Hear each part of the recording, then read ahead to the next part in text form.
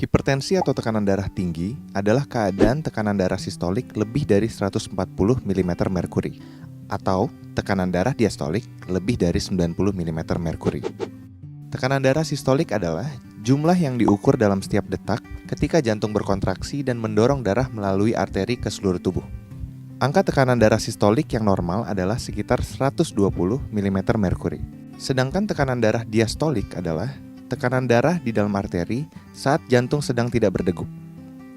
Angka tekanan darah diastolik yang normal adalah 80 mm merkuri. Secara global, 1 miliar orang di dunia memiliki hipertensi. 2/3 diantaranya tinggal di negara berkembang dengan prevalensi yang terus meningkat tajam. Diprediksi, pada tahun 2025, sebanyak 29% orang dewasa di seluruh dunia terkena hipertensi. Hingga saat ini, hipertensi menjadi penyebab kematian sekitar 8 juta orang setiap tahun. Sebanyak 1,5 juta diantaranya terjadi di Asia Tenggara. Hipertensi disebut the silent killer karena sering muncul tanpa keluhan. Penderita umumnya tidak tahu kalau mengidap hipertensi. Hanya 1/3 penderita hipertensi yang terdiagnosis oleh tenaga kesehatan, dan ironinya hanya 0,7% yang minum obat secara rutin. Ada 2 faktor risiko hipertensi. Yang pertama adalah faktor yang melekat pada penderita seperti umur, jenis kelamin, dan genetik.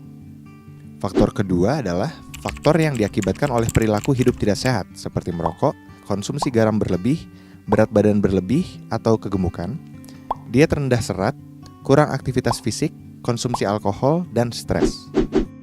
Hipertensi bisa dicegah dengan melakukan pola hidup sehat yang dianjurkan seperti memenuhi gizi seimbang dan membatasi gula, garam, serta lemak, mempertahankan berat badan dan lingkar pinggang ideal, yaitu pria kurang dari 90 cm dan wanita kurang dari 80 cm. Olahraga teratur, stop merokok, hindari konsumsi alkohol, konsumsi obat secara teratur karena penderita hipertensi membutuhkan pengobatan yang lama dan terus-menerus sepanjang hidup.